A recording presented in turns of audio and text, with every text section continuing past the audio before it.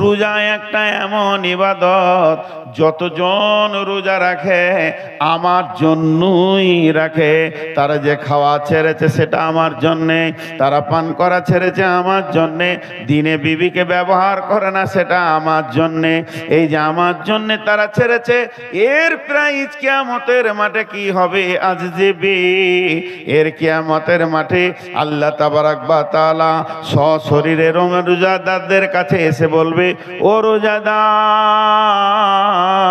হাসরবাসীরে, তোমরা যারা রোজাদার আছো, তোমাদের প্রাইজ তোমাদের সামনে দাঁড়িয়ে আছে, তোমরা তোমাদের প্রাইজকে গ্রহণ করে নাও।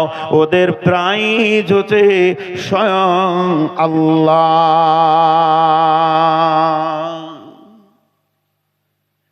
জি, রোজাদারদের প্রাইজ স্বয়ং আল্লাহ। আমরা রোজাটাকে খুব অবহেলায় রেখেছি। ভাই, যে কদিন আসেন এক দুই করে উঠছেন, উঠতে লাগলে তো আমি সমাপ্তি ঘোষণা করব। শুধু আর একটা হাদিসের তর্জমা করব, বেশি লেট করব না। আপনারা বসেন, আর মাত্র 10-15 মিনিটের জন্য বসেন, উঠে না। দুটো লোক উঠে গেলে আর 5টা লোক চলে যাচ্ছে।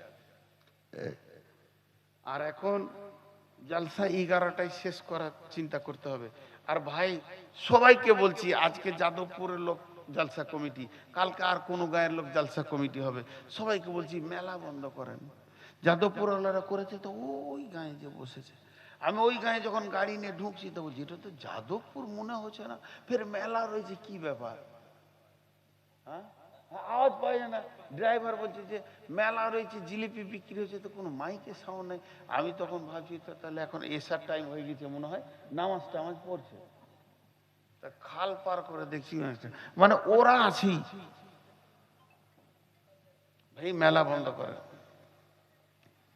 এবার যতজন রোজা রাখবে ততজন হলো মুত্তাকি। কত বড় সৌভাগ্য আমাদের। হাসতে হাসতে জান্নাতে যাবে, সব গুনাহ মাফ হয়ে যাবে রমজান মাসে। আমি আপনাদের সামনে দুটি ছোট ছোট কথা বলছি এবার। বিসমিল্লাহির রহমানির রহিম। মান সামা রমাজানা ঈমানা ওয়া ইহতিসাবা গুফির লাহু মা তাকাদ্দামা মিন জামবি ওমান কামা কিয়ামাল লাইলি ওমান কামা কিয়ামাল লাইলাতুল কদরি ঈমানা ওয়া ইহতিসাবা গুফির লাহু মা তাকাদ্দামা মিন জামবি।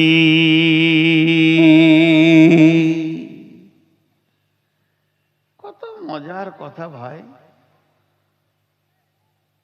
কত মজার কথা। বিশ্বনবী বলছেন, যে ব্যক্তি 30টা রোজা রাখবে ঈমান ইহতিসাবের সঙ্গে এবং শবে কদরের রাত জাগবে ঈমান ইহতিসাবের সঙ্গে, কিয়ামুল লাইল বলতে 30 দিন কি 29 দিন তারাবি পড়বে ঈমান ইহতিসাবের সঙ্গে। রোজার আলাদা নেকি, তারাবির আলাদা নেকি, লাইলাতুল কদরে আলাদা নেকি, এইগুলো আলাদা আলাদা নেকি হচ্ছে। গুফির লাহু মা তাকাদ্দামা মিন জামবি, তার বিগত জীবনের যত গুনাহ ছিল সব মাফ হয়ে যাবে। রমজানের যে রোজা রাখলো তার জীবনে যত গুনাহ ছিল সব মাফ। কেউ বলছে কিছু গুনাহ মাফ, যাই হোক মাফ। হাজি ভাই, আমার একটা প্রশ্ন আপনাদের কাছে, আমি মাথা মোটা মানুষ, বুঝতে পারছি না, বুঝিয়ে দেন তো। রমজান মাসে 30টা রোজা রাখলাম, তারাবি পড়লাম, চোখের পানিতে কাঁদলাম, সব কিছু করলাম, তো আমার জীবনের গুনাহ সব মাফ হয়ে গেল। আবার রমজানের পর শুরু করে দেব। খাতা যখন খালি হয়েই গেল, এবার শুরু করবো চুরি করো, বাটপারি করো, মিথ্যা কথা বলো, জেনা ব্যভিচার করো, সুদ খাও, লোকের মাল চুরি করো, লোকের মাল মেরে লাও, 2-4টা মার্ডার করে টাকা পয়সা লুটে পুটে, আবার রোজা আসবে তো রেখে নেবো। ঝামেলা খতম। কথাটা ঠিক বুঝে এলো কিনা? আরে হ্যাঁ না বলে না? এতগুলো লোক চুপ করে বসে আছে।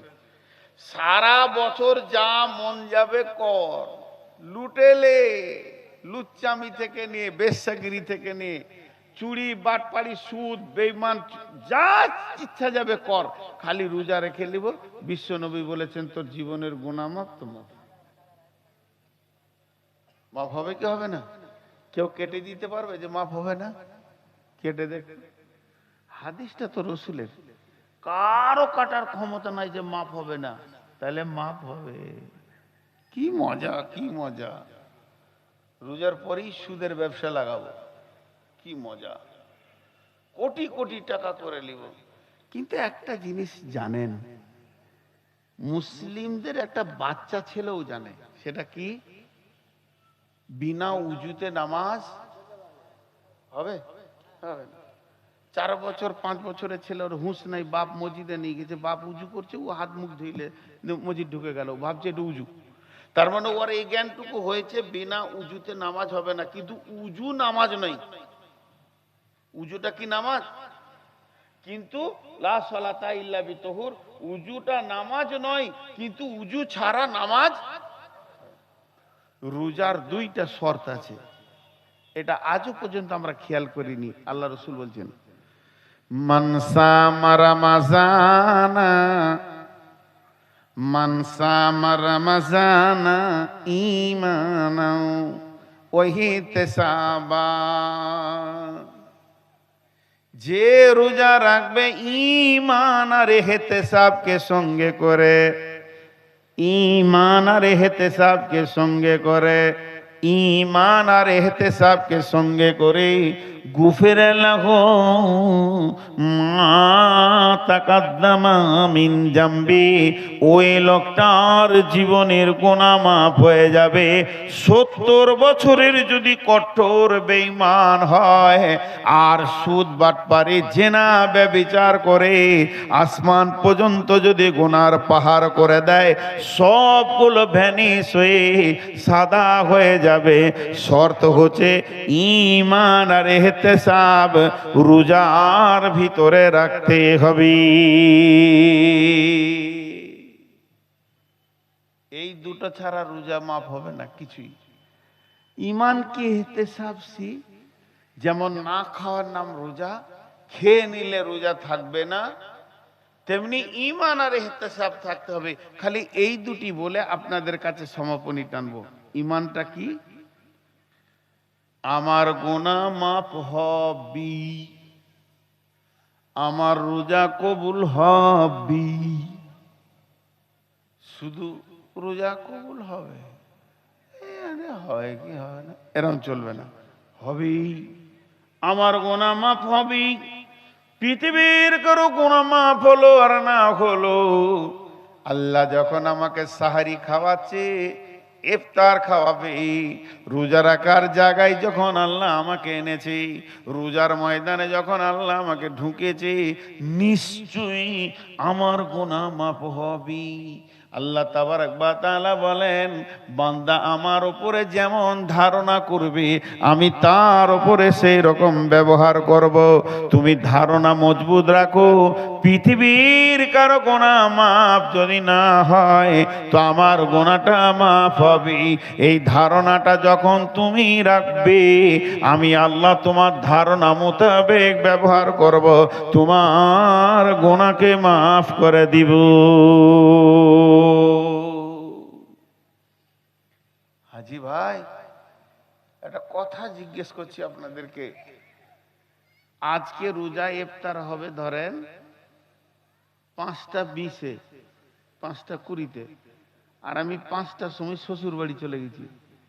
গাড়িতে 4 জন বড় বড় মৌলানা আর মাদানি ফাদানি চাপিয়ে নিয়ে চলে গেছি। আর হঠাৎ ওই 4টা বাইরের বড় বড় মেহমান আলিম দেখে আমার শ্বশুর পেরেশান। হাজি, আমরা চাষিবাসী লোক, চাষির ঘরে তো প্রতিদিন ফল ফ্রুট মাছ মাংস খাবার হবে না ভাই? কখনো মেহমান হলো, বেশি করে হলো, সবাই খেলাম, কখনো একবার দুবার এলো, তো ওরা ভাবছে যে আমরা আজকে মুড়ি টুড়ি খেয়ে ইফতার করবো, তারপরে ভাত খাবো। আর যখন এরকম মেহমান চারটা ঢুকে গেছে, জামাই, আতর রহমান মাদানি, মতি মাদানি, আর কে কে ঢুকেছে, তোমার শ্বশুর পেরেছেন, খালি উস করছে আর পাইচারি করছে, উফ, হাতে আর টাইম নাই, 1 ঘন্টা আগে এলেও ভালো হতো, খবর দিলে না, ফোন করলে না, আমাকে বলতেও পারছে না লজ্জায় যে এটা কি করে জামাইকে বলি, আর উস করছে, দৌড়ছে। আমার 4টা শালা মোটরসাইকেলে 4 দিকে বেরিয়ে গেল, একজন গেল মুরগি আনতে, আরেকজন গেল আর কিছু আনতে, তেলে ভাজা আনতে, একজন গেল ফল আনতে, একজন গেল মিষ্টি আনতে, ওই চই লেগে গেল। গোটা ঘরটা শান্তি বসেছিল, আর 20 মিনিট পর মুড়ি টুড়ি খাবো, সব হইচই তোলপাড় লেগে গেল। বাড়ির বহু গোলা, কেউ চুলা জ্বালাচ্ছে, কেউ গ্যাস জ্বালাচ্ছে, কেউ এটা করছে, কেউ নাস্তা কর, এটা কর, গোটা ঘরটা যেন তোলপাড় লেগে গেছে। আর আমি বটুখানে বসে বসে মেহমানদেরকে বলছি, আমার শ্বশুর শালারা ভালো নয়, খেতে নাও দিতে পারে। আচ্ছা, এইটা যদি আমার শ্বশুরের কানে পড়ে, লোকটা শান্তি পাবে? জোরে বলে শান্তি পাবে? কিছু বলতে পারছে না জামাই বলে, মনে মনে 20 বার বলবে, কোন বান্দরের বাচ্চা রে, হ্যাঁ, এই ধরনের কথা বলে আমার গোটা ঘর পেরেশান হয়ে গেল। তুই এটা বললি কি করে, তোর এলো কি করে? রমজান যখন পৃথিবীতে আসে, রমজান যখন মেহমান হয়, পশ্চিম দিকে সূর্য যখন উঠে, আল্লাহ আর দুনিয়া আসমান জগৎ তোলপাড় লেগে যায়। জাহান্নামের দরজা বন্ধ করো, শয়তানকে বেঁধে দাও, জান্নাতের খুলে দাও দরজা, রহমত মাগফিরাতের দরজা খুলে দাও, আমার বান্দাদের গুনার দপ্তর আমার কাছে এনে দাও। একটা মাস শুধু একটি কাজই নিয়োজিত থাকবো আমি আল্লাহ, যে আমার বান্দারা কাঁদবে আর তাদের গুনাহ আমি মাফ করব।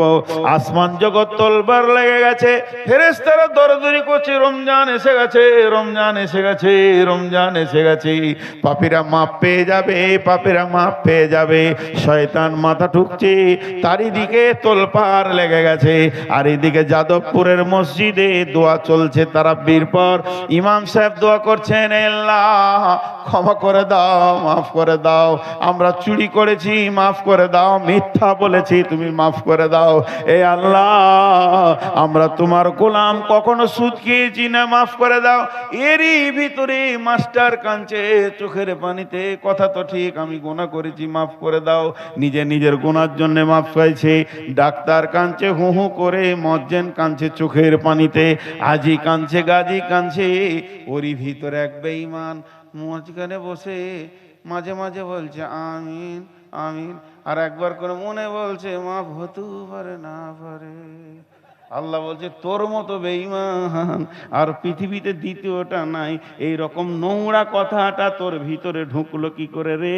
আমি মাফের জন্য মাসটা তৈরি করলাম, মাসটার নাম মাগফিরাতের মাস। এই রকম নোংরা জিনিস তোর ভিতরে ঢুকেছে, তার মানে তোর ধারণা আমার সম্পর্কে খারাপ আছে, আল্লাহ মাফ করতেও পারে না ও পারে।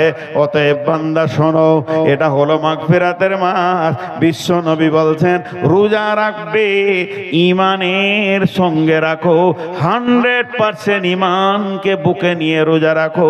পৃথিবীর কারো মাপ না হলে আমারটা মাপ হবেই হবে।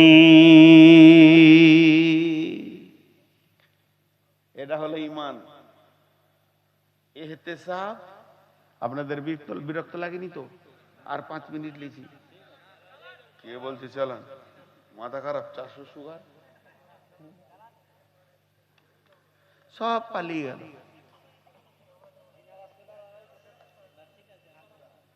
বললে হবে? সিরাজুল কানা থাকলো, মাইক থাকলো, রাত থাকলো। ইহতিসাব বামানা ইখতিখলাস, ইস্তিফাইলের বাবে ইস্তিফাইলের কথা আলেমরা বুঝবে। আল্লাহ রসুল বলছে তুই এইখানে হাত দে, দেখ কেন মসজিদে আসছিস বল। কথা বুঝতে পারছি কি না?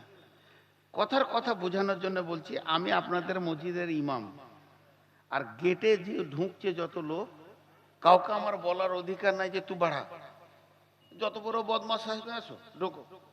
কিন্তু একবার বোঝানোর জন্য বলছি, ও 5 ওয়াক্ত নামাজ পড়ে না, সারা বছর আসেনি।